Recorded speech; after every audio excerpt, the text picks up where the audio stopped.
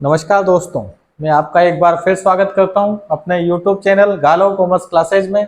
Galav commerce classes की class 12 की accountancy की क्लास आप ज्वाइन कर रहे हैं। इसमें आज का हमारा जो कंपनी चल रही है उसमें टॉपिक है अंशों का पुनर्निर्गमन, री इशू ऑफ शेयर्स। बच्चों, स्टार्टिंग में हमने शेयर्स को इशू करना पड़ा, उसमें एरर्स पढ़े, एडवांस पढ़ा, ओवर सबस्क्रिप्शन में एरर्स की क्लास ली, उसके बाद में अंशों का हरण फॉरफिटेड पढ़ा है। आज हमारा टॉपिक है अंशों का पुनर्निर्गमन, री इशू ऑफ शेयर्स। तो पहले हम इसका मीनिंग देख लेते हैं। अंशों का पुनर्निर्गमन का मतलब क्या है? किसी कंपनी द्वारा जिन अंशों का हरण कर लिया गया है, मतलब जब्त कर लिए गए हैं, किसी कंपनी द्वारा जिन अंशों का हरण कर लिया गया है उन अंशों को उसी कंपनी द्वारा दोबारा से नए शेयर होल्डर्स को जारी करना ही अंशों का पुनर्निर्गमन कहलाता है। Reissue of shares, reissue of shares, the company reissue the share when share are forfeited by company. जब कंपनी ने अंशों को फॉरफिटेड कर लिया है, उन अंशों को दोबारा कंपनी री इशू करती है, उसे अंशों का पुनर्निर्गमन कहते हैं। मतलब री इशू, तो जिसको जब्त कर लिया है उसे दोबारा री इशू करना। तो बच्चों एक बात आप समझें, सपोज करो एक मकान 1 करोड़ का है, 1 करोड़, 25-25 लाख रुपए आपको 4 बार में पैसे लेने थे। परचेज करने वाले ने 25 लैक्स दिए, दोबारा 25 लैक्स पे दे दिए, उसके बाद वो पैसे नहीं दे पा रहा है, तो आपने उस मकान को वापस फॉरफिटेड कर लिया। तो आपके पास जो है 50 लाख रुपए आ गए। ये तो फ्री का अमाउंट है, ये फॉरफिटेड अमाउंट है, तो ये तो फायदा है ना आपका। ऐसे ही कंपनी जब अंशों का हरण कर लेती है, फॉरफिटेड कर लेती है, तो जो पैसा पहले आ चुका है वो भी रख लेती है और शेयर्स भी वापस ले लेती है। तो जो पैसा एक्स्ट्रा आ चुका है हमारे पास वो फॉरफिटेड अकाउंट में चला जाता है, वो हमारा कंफर्म फायदा है। जैसे अगर 1 करोड़ का मकान हमने बेचा, 50 लाख रुपए हमें मिल चुके हैं, उसके बाद सामने वाला पैसे नहीं दे पा रहा है, तो हम उस मकान को भी जब्त कर लेते हैं, मतलब फॉरफिटेड कर लेते हैं, और ये 50 लाख रुपए जो हमारे पास पहले आ गए वो भी हमारे ही होते हैं, उसे आप फॉरफिटेड अकाउंट में लिखते हैं। ऐसे ही शेयर्स की कंडीशन में जिन शेयर्स को कंपनी ने जब्त कर लिया है, रिपोजिट कर लिया है, उसके ऊपर जितना पैसा आपका आ चुका है वो फॉरफिटेड अकाउंट में जाता है। तो कभी भी आप री इशू करोगे तो री इशू उन्हीं का होगा जो पहले हरण हो चुके हैं, फॉरफिटेड हो चुके हैं, तो उनके फॉरफिटेड अकाउंट में कुछ ना कुछ अमाउंट होगा ही सही। मैं आपको बता रहा हूं, सम मूल्य पर पुनर्निर्गमन,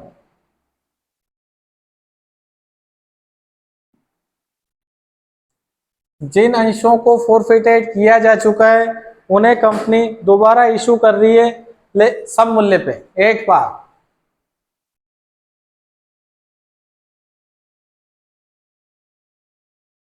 reissue of shares at par, तो उसकी एंट्री होगी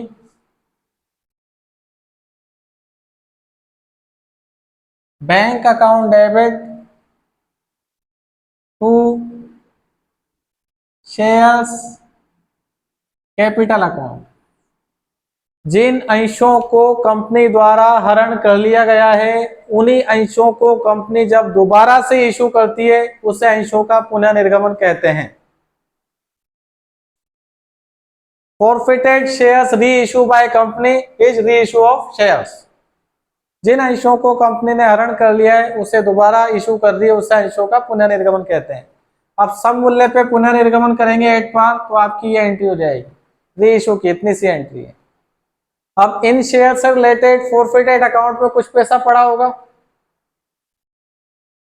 जिन शेयर्स को रीइश्यू कर रहे हो तो पहले उसे फॉरफिटेड भी किया होगा, तो इसके फॉरफिटेड अकाउंट में कुछ पैसा पड़ा होगा। तो इन अंशों के फॉरफिटेड अकाउंट में जितना भी पैसा पड़ा हुआ है वो हमारा कंफर्म फायदा है, क्योंकि वो तो हमारा फ्री का है। तो फुल अमाउंट, पूरा पैसा, full amount of forfeited account of above shares, उपरोक्त अंशों से संबंधित अंशहरण खाते की संपूर्ण राशि के लिए, जो कि कंफर्म फायदा हो गया, उसके लिए आप एंट्री करोगे ट्रांसफर इन कैपिटल रिजर्व। अंशों को आप सममूल्य पे रीइश्यू करोगे, 8 बार रीइश्यू करोगे, तो रीइश्यू करने की entry bank account debit to share capital है। अब इन शेयर्स को रीइश्यू कर रहे हो तो मतलब फॉरफिटेड भी पहले किया होगा, तो इन अंशों के फॉरफिटेड अकाउंट में जो पैसा पड़ा हुआ है वो तो फ्री का फायदा है कंपनी का, वो पूरा का पूरा कंफर्म फायदा है, वो कैपिटल रिजर्व में जाएगा। उसके लिए एंट्री होगी forfeited shares account debit to capital reserve. Example से भी क्लियर करेंगे अभी। जिन अंशों को फॉरफिटेड कर लिया है उनके फॉरफिटेड अकाउंट में कुछ पैसा कंफर्म होगा, उन्हीं शेयर्स को 8 बार रीइश्यू कर दिया तो कोई डिस्काउंट नहीं दिया आपने, तो जो फॉरफिटेड अकाउंट में पहले का पैसा पड़ा हुआ है वो कंफर्म फायदा हो गया, अब कहीं काम नहीं आएगा, वो पूरा का पूरा पैसा कैपिटल रिजर्व में ट्रांसफर होता है। एक एग्जांपल से क्लियर करता हूं। सपोज करो 1000 इक्विटी शेयर, इनको पहले फॉरफिटेड कर लिया था, इनके फॉरफिटेड अकाउंट में 40,000 रुपीज पड़े हुए हैं, फॉरफिटेड किया हुआ है इनको। सपोज करो 1000 शेयर 100 रुपए वाले हैं जिनको पहले कभी फॉरफिटेड कर लिया था और इनके फॉरफिटेड अकाउंट में 40,000 रुपए पड़े हुए हैं। 600 शेयर्स आर री इशू 8 बार, इनमें से 600 अंशों को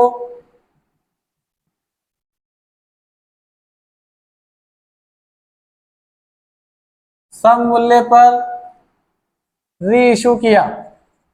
पूरे री इशू नहीं कर रहे हैं, 600 शेयर री इशू कर रहे हो।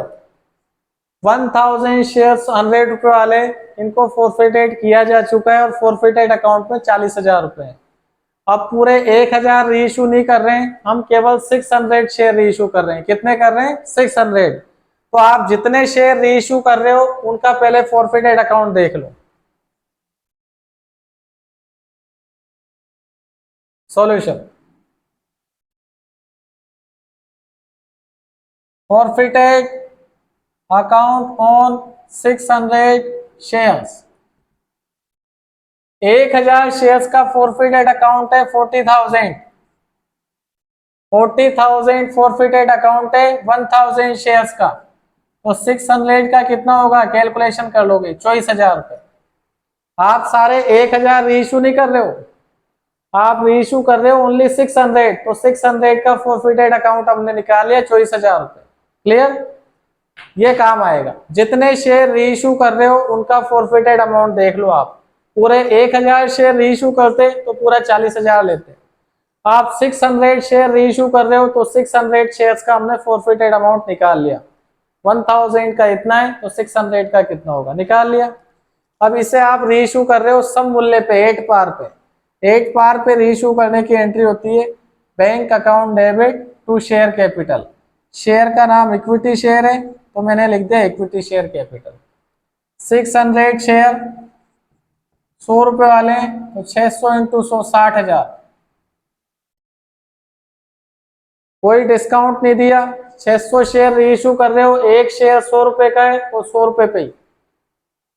तो इन 600 अंशों से रिलेटेड जितना भी फॉरफिटेड अमाउंट है 24,000 रुपए, वह पूरा का पूरा कहाँ जाएगा? कैपिटल रिजर्व में, और उसके लिए एंट्री हो जाएगी forfeited shares account debit to capital reserve account. ये रीइशू की एंट्री है सम मूल्य पे। जब भी 8 बार रीइशू करना है, रीइशू की bank debit to share capital entry हो जाएगी और इन शेयर से रिलेटेड जितना भी अमाउंट है पूरा का पूरा कैपिटल रिजर्व में जाएगा। क्लियर? एक एग्जांपल और देखते हैं।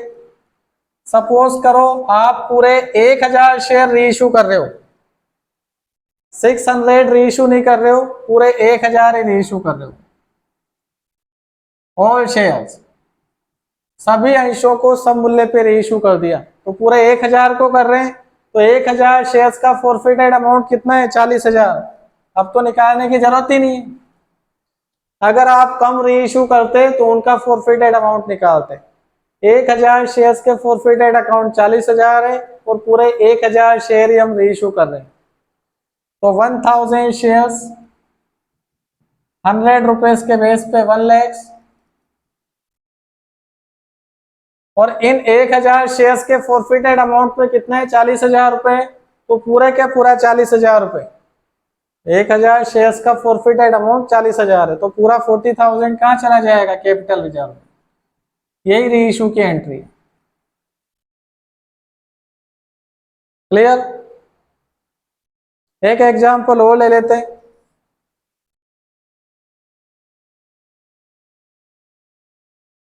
सपोज करो 300 शेयर्स रीइशू कर रहे हैं, 300 अंशों को सम मूल्य पर पुनर्निर्गमित कर रहे हैं, तो पूरे शेयर रीइशू नहीं कर रहे, 300 कर रहे हो, 300 ही शेयर रीइशू कर रहे हो, तो 300 शेयर्स का फॉरफिटेड अमाउंट देख लो। 300 शेयर्स का फॉरफिटेड अमाउंट 40,000 रुपए है 1000 शेयर्स का, तो 300 का कितना होगा? 12,000 रुपए। क्लियर? सारे ही रीइशू करो तो पूरा ही फॉरफिटेड ट्रांसफर होगा, कम रीइशू कर रहे हो तो जितने रीइशू कर रहे हो उसका ही फॉरफिटेड अमाउंट ट्रांसफर होगा। 300 शेयर रीइशू कर रहे हैं 8 बार, तो 300 शेयर 100 रुपए के हिसाब से 30,000 रुपए, कोई डिस्काउंट नहीं है। तो इन शेयर से रिलेटेड जितना भी फॉरफिटेड अमाउंट है पूरा का पूरा कैपिटल रिजर्व में चला जाएगा। बच्चों यही है सब मूल्य पे निर्गमन। जितने शेयर रीइशू कर रहे हो उनका फॉरफिटेड अमाउंट निकाल लो, जितने शेयर रीइशू कर रहे हो उनको फेस वैल्यू से मल्टीप्लाई करके लिख दो, और फॉरफिटेड का पूरा अमाउंट कैपिटल रिजर्व में चला जाता है। यही रीइशू की एंट्री है 8 बार। मेरे हिसाब से कोई प्रॉब्लम नहीं आई होगी। Bank debit to share capital, और इनसे रिलेटेड जितना भी फॉरफिटेड अमाउंट है सारा कैपिटल रिजर्व में चला जाएगा। Forfeited shares account debit to capital reserve, इतना सा है इशू। यह आपका सम मूल्य पर पुनः निर्गमन री इशू 8 बार कंप्लीट हुआ। फेस वैल्यू से मल्टीप्लाई करके लिख दो, और इनसे रिलेटेड जिनको री इशू कर रहे हो उनसे रिलेटेड जितना भी फॉरफिटेड अमाउंट है पूरा का पूरा कैपिटल रिजर्व में चला जाता है। अब मैं आपको री इशू बता रहा हूँ 8 प्रीमियम।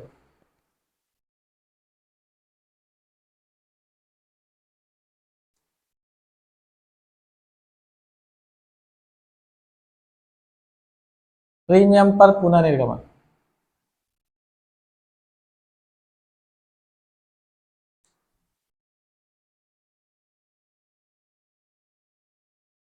प्रीमियम पर पुनर्निर्गमन, जब अंशों को उनके फेस वैल्यू से ज्यादा मूल्य पर इश्यू किया जाए तो उसे प्रीमियम पर पुनर्निर्गमन कहते हैं। 100 रुपए का शेयर है, वो 100 रुपए से ज्यादा पे उसे री इशू कर रहे हैं, तो इस तरह का जो री इशू है वो प्रीमियम पे री इशू कहलाएगा। और अगर आप प्रीमियम पे री इशू करोगे तो भी आपके यही कॉन्सेप्ट है, री इशू करने की एंट्री लिख देंगे bank account debit to shares capital to securities premium. Bank के सामने आ जाएगा रिसीव्ड अमाउंट,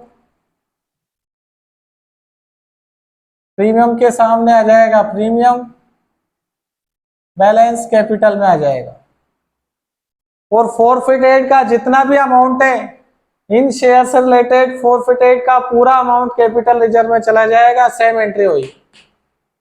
आप डिस्काउंट नहीं दे रहे हो तो फॉरफिटेड में जितना पड़ा हुआ है वो कोई काम नहीं आ रहा है, पूरा का पूरा कैपिटल रिजर्व में जाएगा।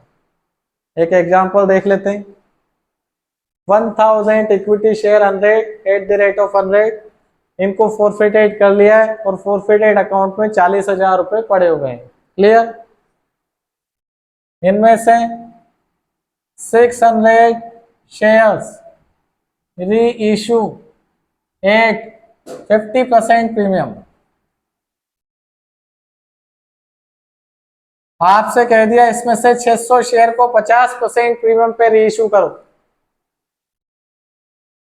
सारे ही शेयर री इशू नहीं कर रहे हैं, 600 शेयर ही री इशू कर रहे हैं 50% प्रीमियम पे। तो आप 600 शेयर्स का फॉरफिटेड अमाउंट देखो। Forfeited amount on 600 shares, 40,000 forfeited amount है 1000 शेयर्स पे, तो 600 पे कितना होगा? 24,000। यही काम आएगा, जितने री इशू कर रहे हो उनका ही फॉरफिटेड अकाउंट हमें काम में लेना है।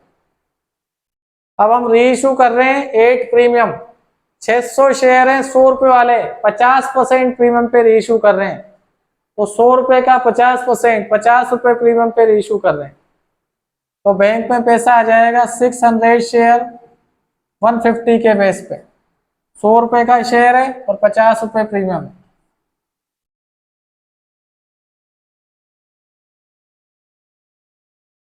$90,000।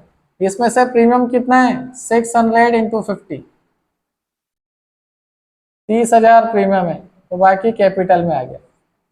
तो 600 शेयर री इशू कर रहे हैं, अगर 8 पार करते तो 60,000 होता, 8 प्रीमियम है तो प्रीमियम लिख दिया। अब इन 600 शेयर से रिलेटेड जितना भी फॉरफिटेड अमाउंट है सारा का सारा कैपिटल रिजर्व में चला जाएगा। ओवरऑल प्रीमियम पे री इशू करो या 8 पार री इशू करो, जितनों को री इशू करोगे उनका पूरा फॉरफिटेड अमाउंट कैपिटल रिजर्व में चला जाएगा। शेयर्स को 8 पार री इशू करते हैं तो बैंक टू शेयर कैपिटल, और उन शेयर्स का फुल अमाउंट कैपिटल रिजर्व में चला जाता है। शेयर्स को प्रीमियम पे री इशू करते हो तो bank debit to share capital to securities premium, और इन शेयर्स का पूरा अमाउंट कैपिटल रिजर्व में चला जाएगा। क्लियर बच्चों? यह आपका री इशू ऑफ शेयर्स 8 पार और 8 प्रीमियम हुआ है। 8 पार पे री इशू करो या 8 प्रीमियम पे री इशू करो, इनसे रिलेटेड जितने भी शेयर री इशू कर रहे हो उनसे related full amount capital reserve में ट्रांसफर हो जाता है।